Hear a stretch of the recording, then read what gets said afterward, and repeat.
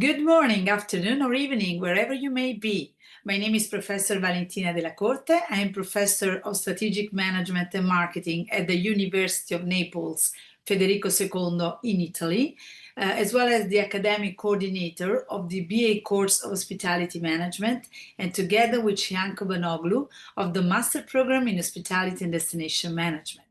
It is my great honor and pleasure to welcome you all to the 11th Global Conference on Business and Economics. As the conference chair, I am truly delighted to see so many brilliant minds gathered here, scholars, researchers, and practitioners from all around the world, to share ideas, exchange knowledge, and build meaningful collaborations. This year, we are proud to have received more than 100 submissions from across the globe. After a rigorous peer review process, about 68 high-quality papers have been accepted for presentation, with authors coming from 24 different countries. So the conference is truly international. Over the years, the Globe Conference has been hosted in some of the world's most inspiring cities, such as Istanbul, Las Vegas, Miami, Sarasota. But regardless of where we meet, our mission is one: to connect people, to foster collaboration, and exchange ideas that shape the future of global business and economics. This year marks a significant milestone of our conference. For the first time, we have established a partnership with Springer, one of the world's most respected academic publishers, to publish our conference proceedings as a Scopus Index book. This collaboration represents an important step forward in expanding the visibility as well as the impact and the valuable research produced by all our participants. Let me share now a brief overview of this year's conference program. We began on November the 11th with a pre-conference workshop on how to use artificial intelligence in conducting research, a timely and practical session that set the tone for our discussion.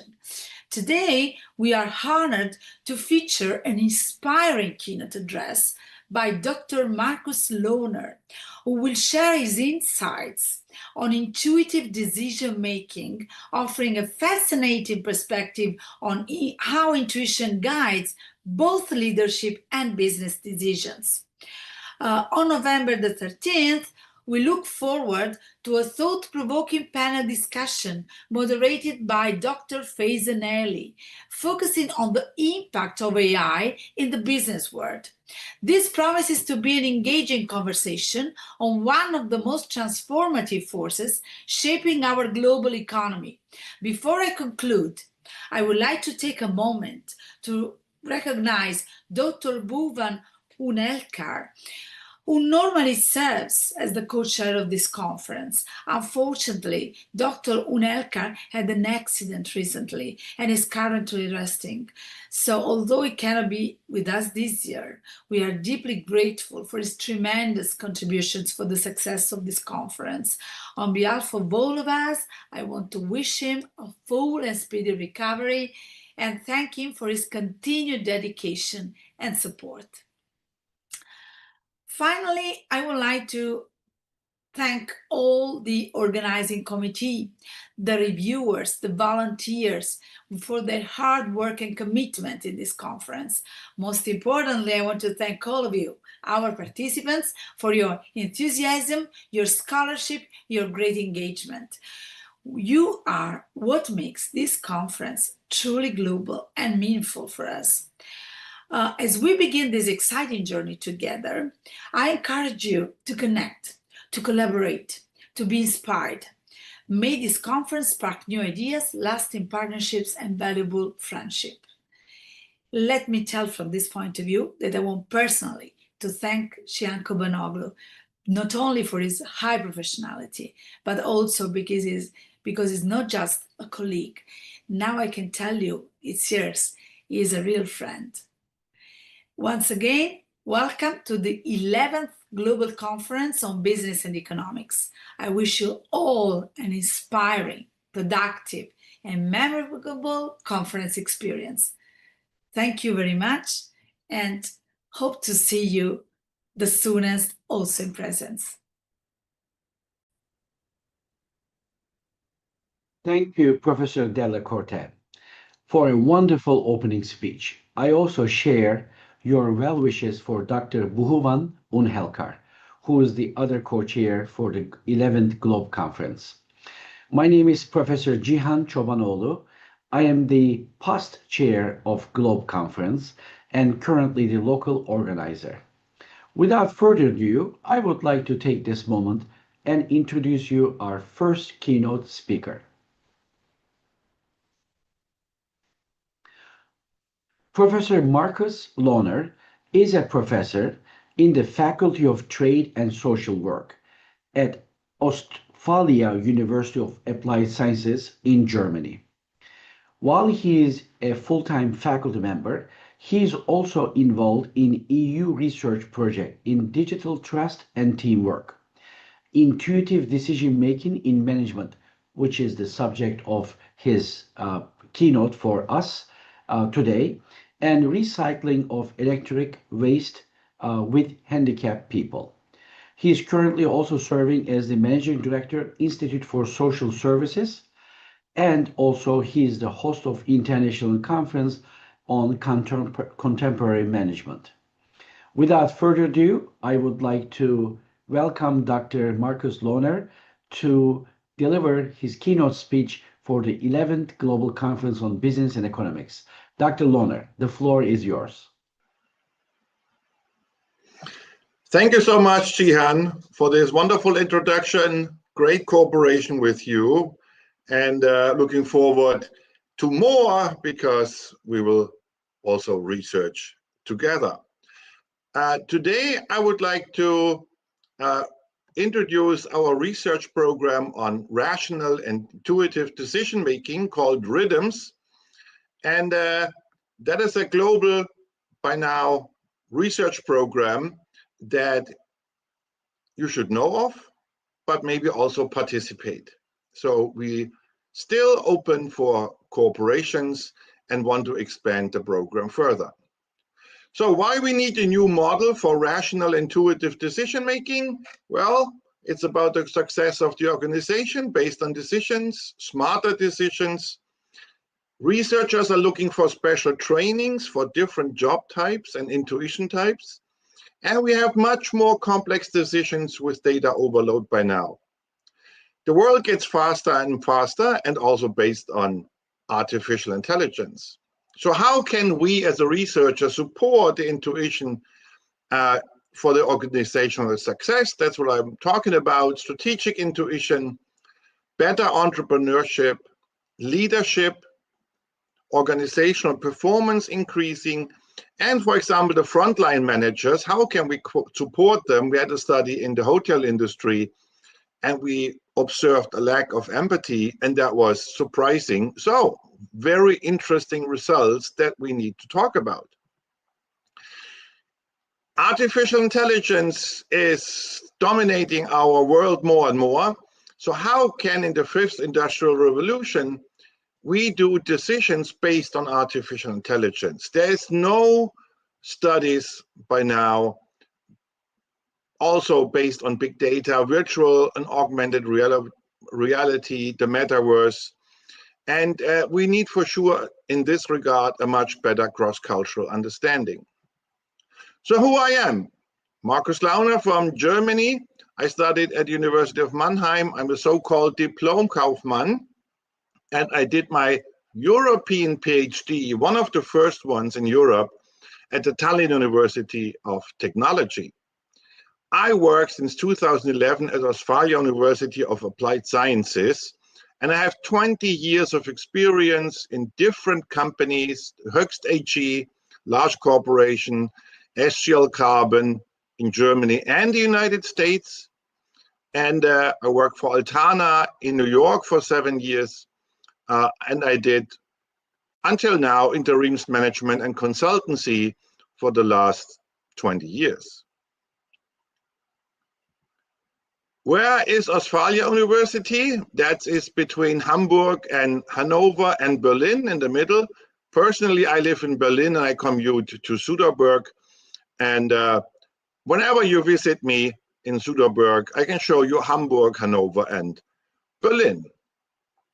This is our wonderful city. Everything you need to know about Uelzen. This is the province. The bigger one is the train station. We have some old buildings, but if you come along, get off the train station, look at the train station, and go further. You have seen everything you need to know about Uelzen.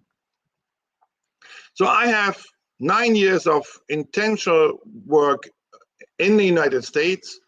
I made several trips to Africa and I traveled around the world 2016, 17, intensively in Asia, Latin America, and I by now get a lot of invitations by universities. As you can see with Cihan, we're visiting conferences together, also here with Professor Paliskiewicz from Poland, Professor Fatih Çetin. We present in teams around the world. I connect researchers internationally in cross-cultural teams, basically via Facebook, sometimes also via LinkedIn. And I organize workshops in Suderberg. And you would think, well, do we really need to know Suderberg? Yes, you should come visit, join our conferences, our workshops, the first one, 2018 in Uelzen, 2019, already bigger. Then the pandemic hit. We had to go online. We made online conferences, and that grew up to over 100 people. Current research at Ostfalia University is the rational intuitive decision making, and here you have the links already to the websites and the questionnaire if you would like to participate. I run a small institute for contemporary German studies. It's an independent institute funded by the Lotto Sports Foundation in Germany. Whenever you come to Germany, we can support you to visit our lovely town Uelzen and Suderberg. We do yearly conferences ourselves. The next one will be in November, International Online Conference on Contemporary Studies in Management about artificial intelligence, strategic operational management, and also intercultural integration, things like that. And the call for papers will be out soon, hopefully today, and maybe we see each other in November online again. I have an international editorial team, so we make sure the quality is fine on all publications. We have a review team. We proofread every paper, and we give great feedback. And we have moderators around the world in each time zone supporting all the participants and moderating our sessions. So the next one is in November, 9th International Online Conference. Actually, it's November 19 to 21. So let's talk about rational intuitive decision making. Maybe you have heard about System 1 and System 2. This is where Daniel Kahneman made his great publication and won a Nobel Prize. Albert Einstein said, actually, the only real valuable thing is intuition. So what is it? There's a dual approach where they say thinking and feeling, System 1, System 2. So not very in depth. So we started to research. First was the RIA project funded by the European Union and the state of Lower Saxony. And we had 6 types of decision-making styles that we tested. Then we did another study in Uelzen for our local project, and it became bigger. And then on the right-hand side, you see the follow-up studies. By now, we have 13 types of decision-making, different types between rational, intuitive, and other dimensions. How did it come together? The first study, as I mentioned, was an attachment to a study with the European Union about digital trust at the workplace, and we added the intuition first idea pre-test. Well, the study became very big, 5,570 answers. So probably that is the biggest pre-test you have ever seen in 30 countries. And it worked very, very well.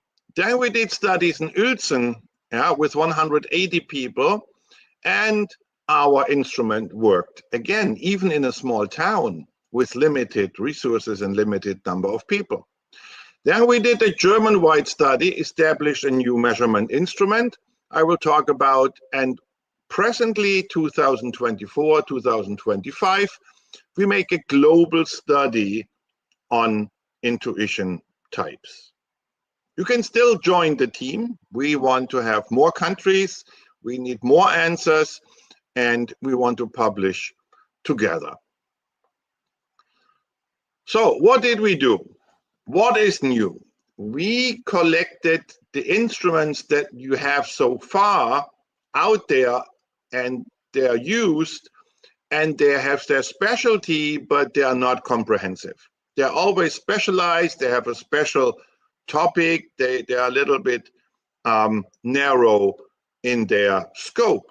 So you have the GDMS study by Scott and Bruce, very, very famous. RAI is a very old instrument. PMPI, not so heavy use. PID from Germany, we used that one as well. The COSI, the cognitive style indicator, heavily used like the GDMS. The Pretz et al. TEINS, not so much used, but very interesting new dimension. And then Pachur and Spa is the latest from 2015.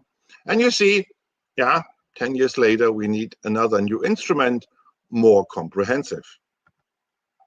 So basically what we did, you see it in the picture, is that we combined all the dimensions, and then we looked into the details. We took the best questions based on the factor loadings from the statistical analysis. So we eliminated all the questions that don't or didn't work well. Then we reorganized it. We had to separate questions where it was not clear what is what. Some studies mixed items. So it was not, I wouldn't say it's a chaos, but kind of, it was not very clear. So we made it very clear. We also added new dimensions. For example, most of the studies are only very fast decisions, but we all know some decisions go slow. You need more time. So we added this dimension as well.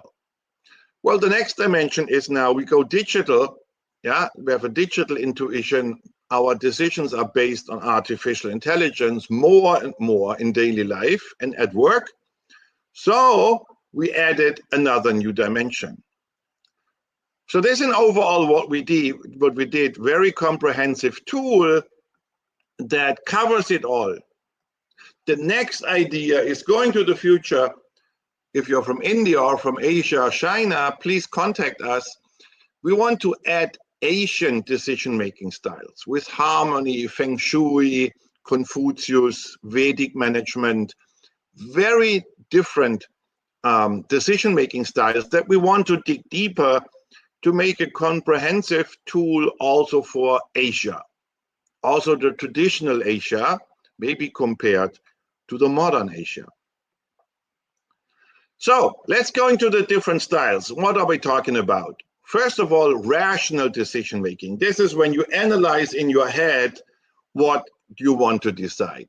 Well, there's a planning style and a knowing style based on Pachur and Spa, COSI, the cognitive style indicator, and RAI. There's another one, an analytical intuition, and that was not clear where is what and what. We sorted it out. That's based on the RAI study, the PID, PMPI, and GDMS, and that separates now much better. So that means now we have 3 different types of rational decision making. So that itself already improves the model on rational decision making. The good thing is about this study, each dimension has only 3 questions. That makes it also very easy to use in practice or in research.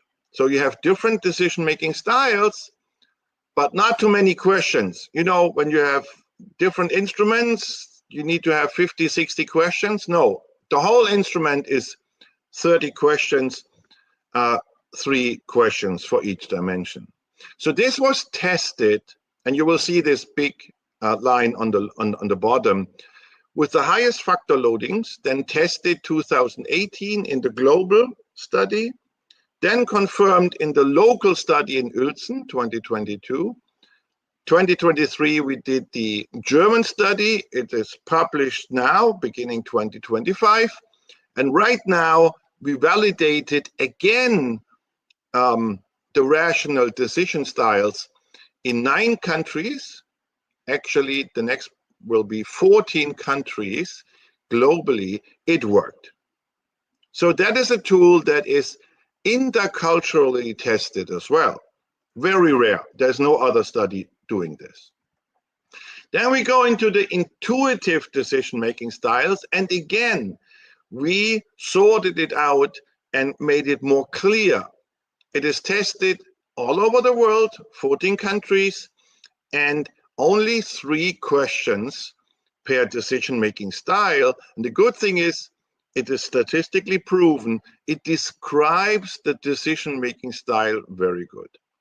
So first was the unconscious holistic intuition, the big picture that is done based on C.G. Jung, and then developed by Pretz et al. In a big team.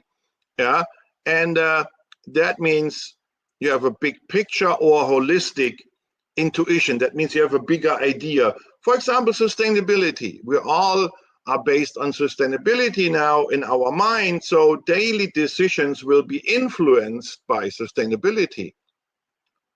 Maybe by your family, maybe by your religion, maybe you have a big picture that influences you. So that is one style. And we combine the holistic big picture into one, holistic and big picture intuition into one style.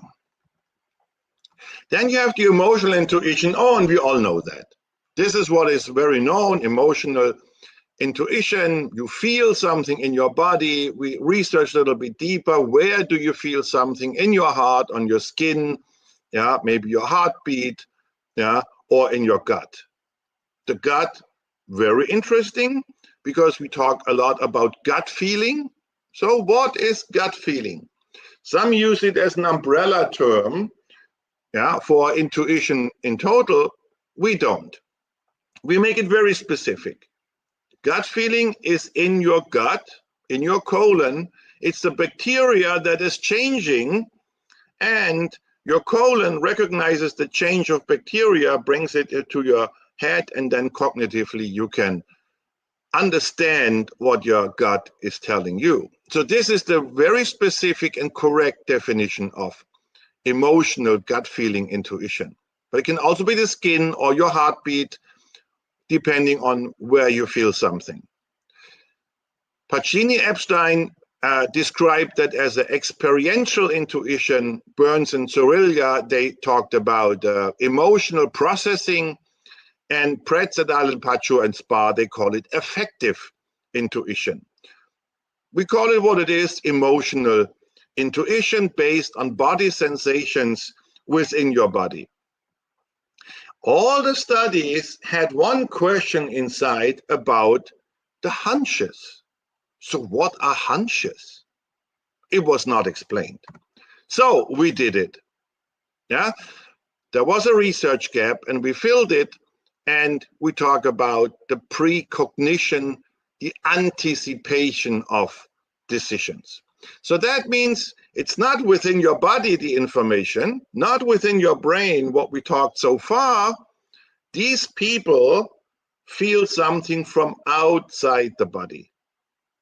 They can see the future, they can feel information coming, they talk to the universe, lots of things. Okay, I cannot do it. I have to trust these people telling me what they get, and they can anticipate events or decisions.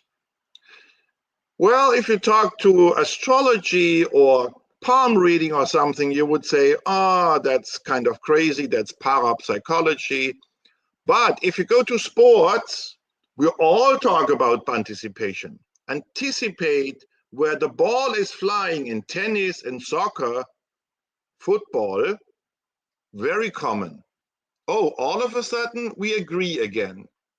So there's a big discussion we can do here on anticipation, but it is in all the studies, it's in the GDMS, right, TINS, PMPI, it's all included in the batch. Everywhere you have the core hunches. Again, we tested it in the global data. Uelzen, Germany, it worked, and it works again and even better in the international global sample. You can imagine intuition in Germany, I mean, anticipation, parapsychology, it's a big thing in Germany. But if you think about India and China, very big. So then we have the spontaneous intuition. Scott and Bruce introduced that 1995, and it was found by chance. Yeah, and it describes a sense of urgency and pressure to decide quickly. Burns and Storilia call it the automatic processing, Pacho and Spa spontaneous intuition. So what is this? So when you talk about emotional intuition, you feel something in your body spontaneously comes out of your head. It was not there before, it's spontaneously there. That is very creative. Let's think about advertising agencies, or you have just a great idea. Creating style is another one we need to talk about later. But this comes out of your head. Again, we tested this in the city of Uelzen in Germany and globally. Very similar, and here again we have to be very precise, the heuristic experience-based intuition. So that is also very fast, but experience-based. Yeah, that means the people trained it 1,000 times, 100 times, and now they can do it without thinking. Epstein called it the experiential associative decisions. Burns and Storilia called it the automatic processing. Batch talked about life experience. And Pretz et al. The inferential intuition. Pacho and Spa mixed it again with the spontaneous. It's not clear what is what. The questions are mixed. So we separated it clearly, statistically proven there is a difference. So what is it? How can we picture this thing? Think about a policeman, a fireman. If there's a fire, hopefully they have trained to put out a fire 1,000 times. They can act fast and don't need to think. Advertising agencies are more spontaneous. They cannot use the experience. Then you get the same advertising agents' ideas all the time. It needs to be new. Think about emergency doctors. If the doctor comes to an accident and there's a person that is injured in blood, hopefully he has experience and does not rely on this intuition, on the emotional intuition. You don't want the doctor to feel in his stomach and his heartbeat what needs to do. He should have done that 1,000 times.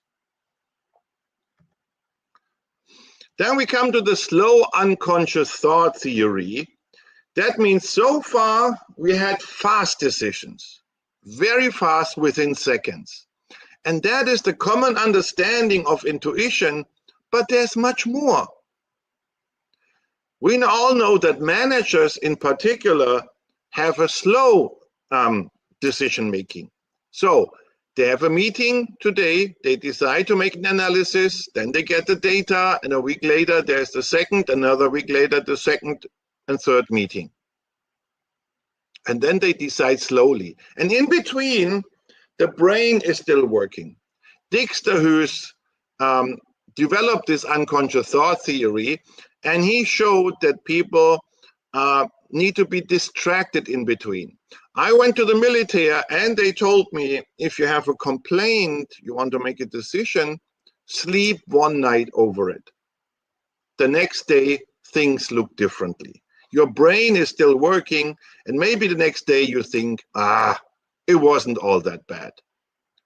Yeah. There's also the incubation time, yeah, that some authors are describing. So there's a time in between where you need to relax. So this is a slow intuition. It's not so well researched because there are many influences. What happens within 1 week when your brain is working?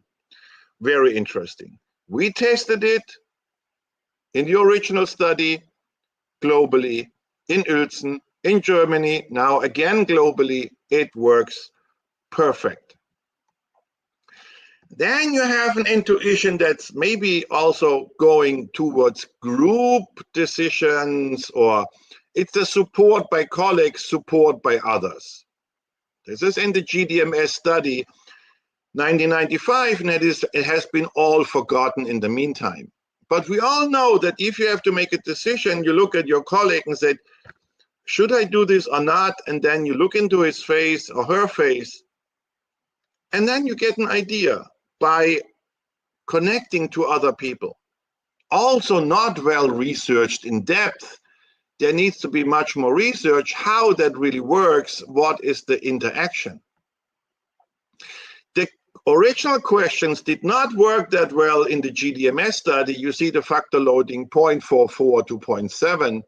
It works very well in our study when we adapted the questions a little bit. Works. Then we have new things like the avoidance of decision making.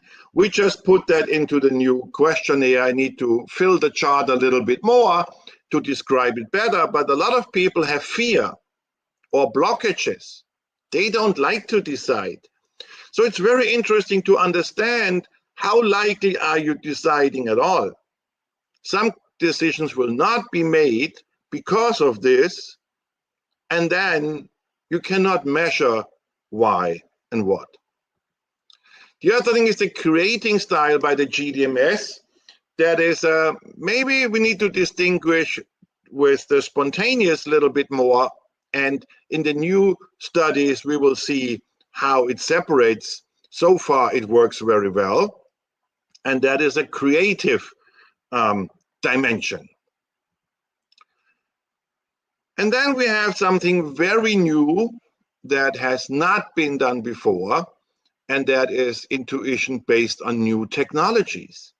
We all know that for decision making, we use artificial intelligence, and we have kind of a digital intuition based on Google or whatever. We ask, think about Amazon. Yeah, you want to buy something, and then it shows you a recommender system. So that's a mixture of technology-based decision and support by colleagues. The support by colleagues is then in the recommender systems used to influence you to make a decision to buy the product. So that will be very interesting. I will discuss it actually in 2 days in Florida and Tampa at the conference on artificial intelligence, and we will discuss, is that an own separate decision-making style. By now, you see, I'm a little bit crazy. We do new things, but very well theory-based and very well tested. So the first test was the 4,500, or actually it was 5,000 answers, 4,470 for the intuition questions.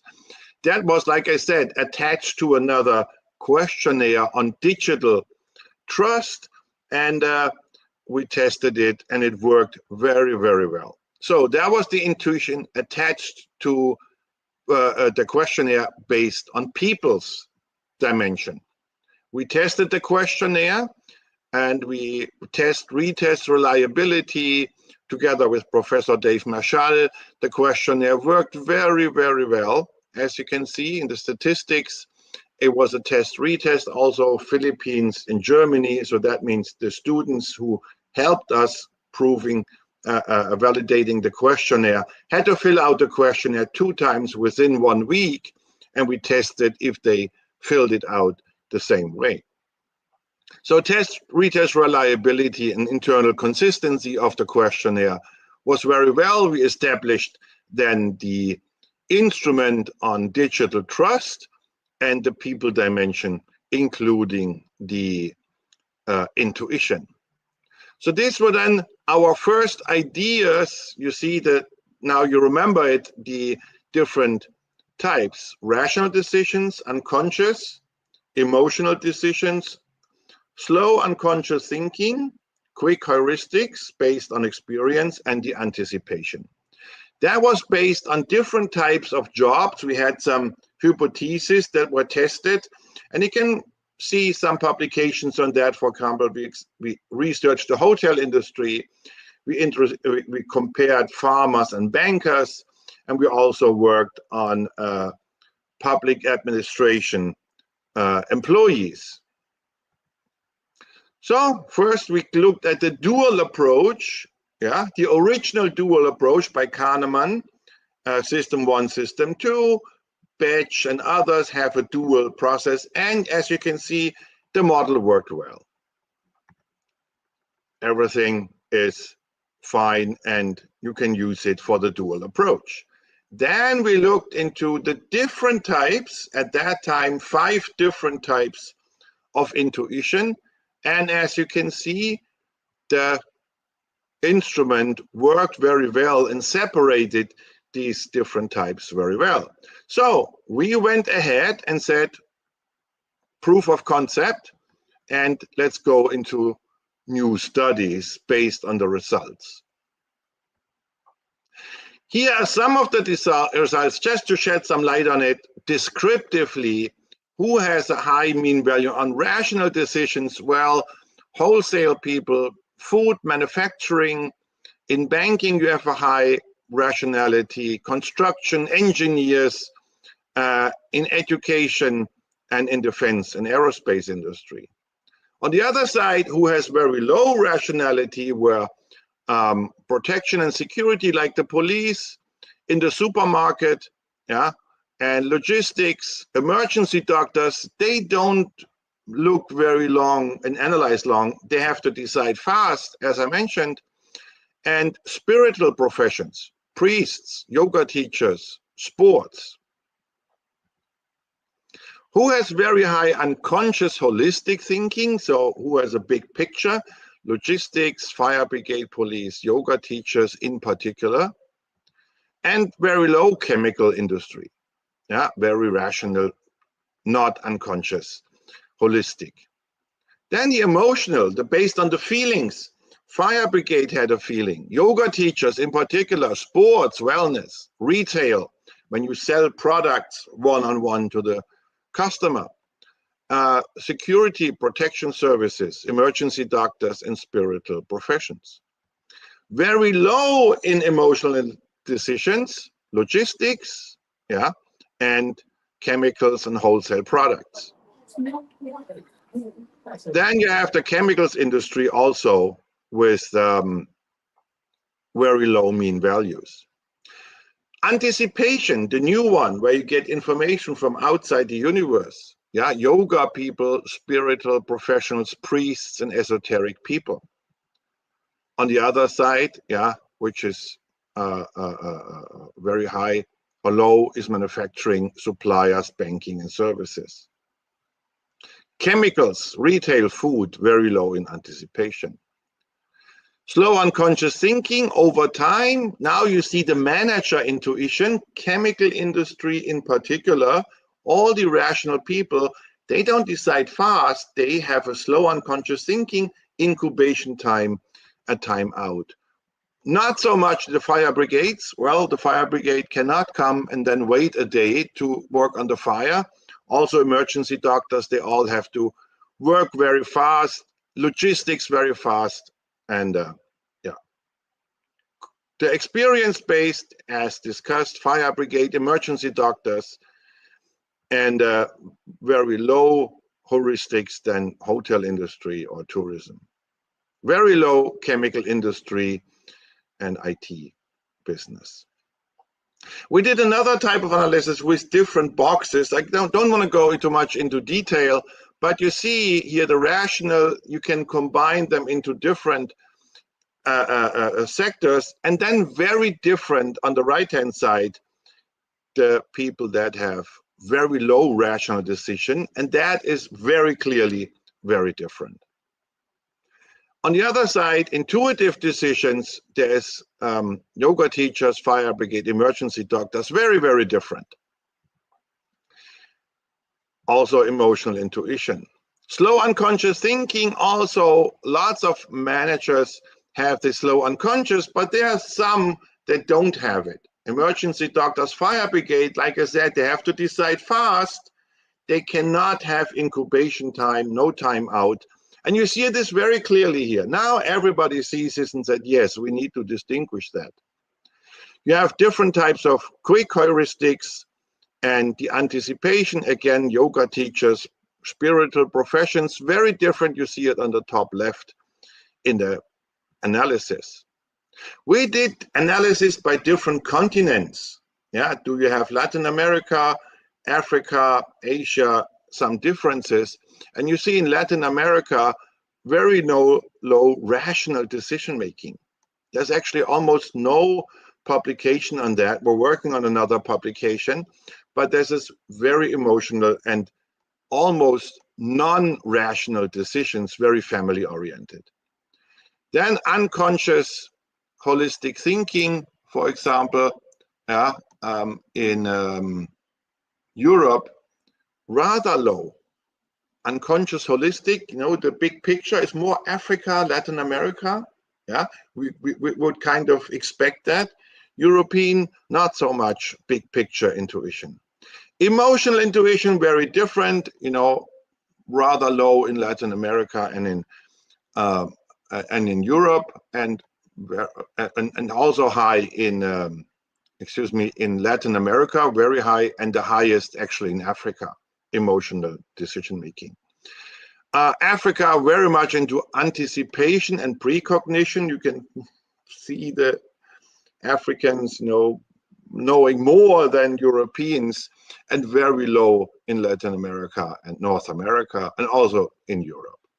Unconscious thinking, also very high in Europe and in Africa, and experience-based heuristics actually very high in Africa as well. Then we had the second study. Now it's a much broader approach that was used in the city of Uelzen. You see the analysis and our train station again. And now you see much more differentiated, and it separated the dimensions very clearly. So that confirmed the factorial structure of a multidimensional decision-making instrument. Here are some statistics. Yeah, we will publish it. The city of Uelzen is submitted. That will be soon. We also ask about Myers-Briggs indicator, which is very famous in the United States, not so much analytically researched, but at that time we measured it, and very interesting results on Latin class analysis. And it looks like in Uelzen you have in particular two types of characteristics: the executive type ESGT, and the mediator and idealist INPF. That was very dominant. Very interesting results, will be published soon. So then with Professor Fatih Çetin, we worked on the German and national data with our more improved instrument. And you see, it confirmed again the factorial structure of the multidimensional decision-making instrument. First, we did pilot study with 200 again, yeah, to really deliberately prove and validate the different questions. They were especially reorganized and made very, very clear. And then We had an item pool of 76 items. We did EFA analysis, principal component analysis, intercomponent correlations, parceling method, items parceling method, and conformatory factor analysis. And that confirmed the results again. So the results are very reliable based on the German study. Correlation matrix. Then we said, well, Germans are very special, right? I don't know if the German model works everywhere. So we said we need a global study. So we started a global study, and as of now, today, we have in 14 countries more than 100 answers, globally 2,400. And we test the instrument again together with other dimensions like artificial intelligence, sustainability, intercultural connections, differences based on Hofstede. We have emotional intelligence and organizational behavior for the managers. So we have the 13 different styles by now. And we also, here you see the results, 2,400 answers by now. We have also calculated 5 different models. So the RIDMs model compared to 4 other models worked very well, is in the process of publishing. So it proved again that the RIDMs instrument works very well.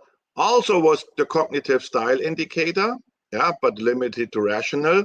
And the GDMS study has different types of intuition, but also limited in the styles.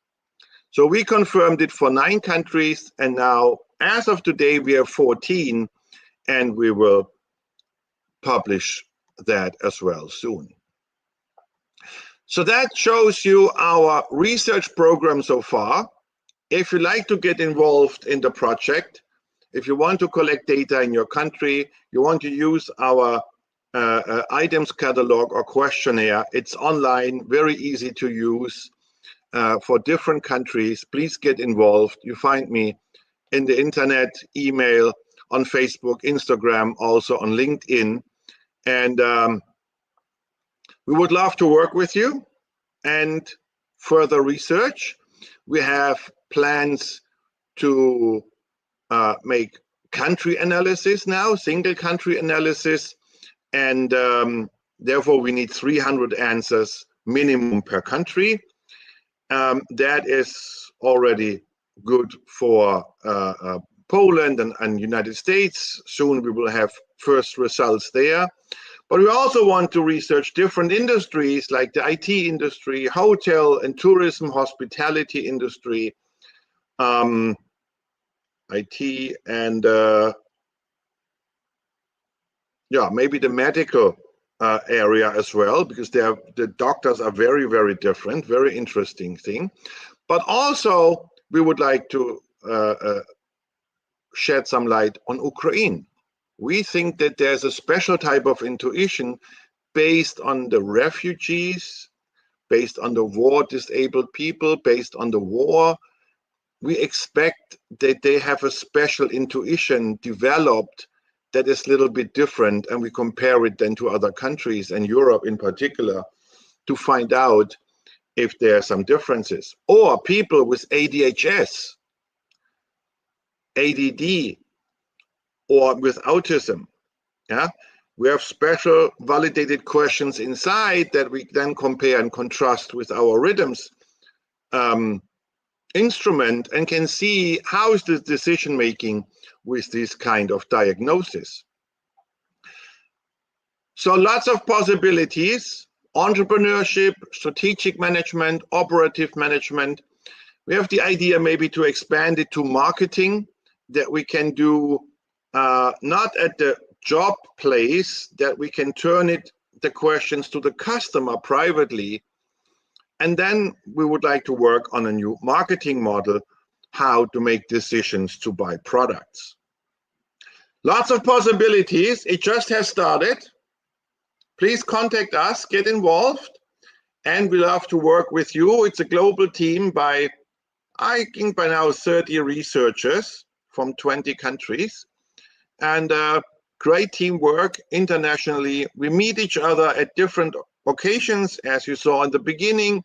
We work with Zoom, we work with Facebook and email very intensively, and it's great to have such an international connection. Thank you very much for having me as a keynote. Jihan, thank you very much. And I hope you can send me some emails if you have some questions and we get into the dialogue.